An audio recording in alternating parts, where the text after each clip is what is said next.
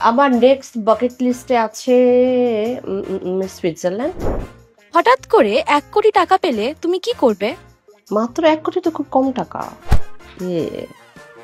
কিন্তু খুশি হব অনেক। দিবেন কেউ? আমি কৃষি কাজ করি। ভয় হচ্ছিল আমার সবচেয়ে বড় যে আমি ভয়ই পাই না কোনো কিছুতে। কি জয়া আপা, এত তাড়াতাড়ি কোথায় যাচ্ছ? এই তো একটু বেরোবো। তুমি তো খুব ব্যস্ত, তাহলে তাড়াতাড়ি কিছু প্রশ্ন করে নেওয়া যাক। প্রশ্ন এখন? আচ্ছা ঠিক আছে। তোমার সবচেয়ে বড় ভয় কিসে? আগে ভয় পেতাম সাপে, কিন্তু এখন সেটাও ভয় পাই না। ইনফ্যাক্ট ভয় হচ্ছিল আমার সবচেয়ে বড় যে আমি ভয়ই পাই না কোনো কিছুতে।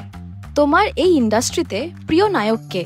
এটা সত্য বলতে পারবো না এটা। হ্যাঁ মানে এক কোয়ার্টিস্টের কথা বললে আরেকজন রাগ করবে, মাইন্ড করবে। সবাই আমার খুব প্রিয় কোয়ার্টিস্ট। আর্লি মর্নিং কল টাইম নাকি লেট নাইট শুট? না early morning. I am an early bird. তুমি কোন আর্টিস্টের ব্যাংক লুট করতে চাও? ব্যাংক অ্যাকাউন্ট কারোটা লুট করতে চাই না, তবে আমি আমার ব্যাংক অ্যাকাউন্টটা হেলদি করতে চাই, অনেক দরকার। জয়া আহসানের ড্রিম ভ্যাকেশন প্লেস কি? আমার নেক্সট বাকেট লিস্টে আছে সুইজারল্যান্ড। না রোম। একটু 16 চ্যাপেল দেখতে চাই আর কি আমি। Italy, Rome. এই ইন্ডাস্ট্রি সেলিব্রিটি ক্রাশ কে তোমার? সেই অর্থে আমি স্পেসিফিক ভাবে বলতে পারবো না, বাট অনেকেই অনেক পছন্দ। এমন একটা জিনিস জয়া আহসানের ব্যাপারে যে কেউ জানে না।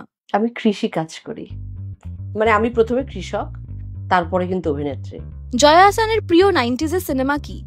ঘোস্ট নামে একটা ফিল্ম ছিল, ঘোস্ট, ডেমি মুর অভিনয় করছে। 90s এর নটিং হিল। তোমার অভিনয় করা প্রিয় চরিত্রটা বলবে একটু? আপাতত তো সব ভুলে আমি যদি রুনালালার মতো হতে পারতাম। জয়া আহসান কোন 3টে জিনিস ছাড়া চলতে পারবে না? আমার ব্যাগে ম্যান্ডেটরি, হ্যাঁ মানে এই যে আমার এই পার্সটা থাকে, এই যে সাথে এখনো আছে কি অন ক্যামেরা, আর ছোট একটা মেকআপের পাউচ থাকে, আর হলো আমার হেডফোনটা থাকে। হঠাৎ করে 1 কোটি টাকা পেলে তুমি কি করবে?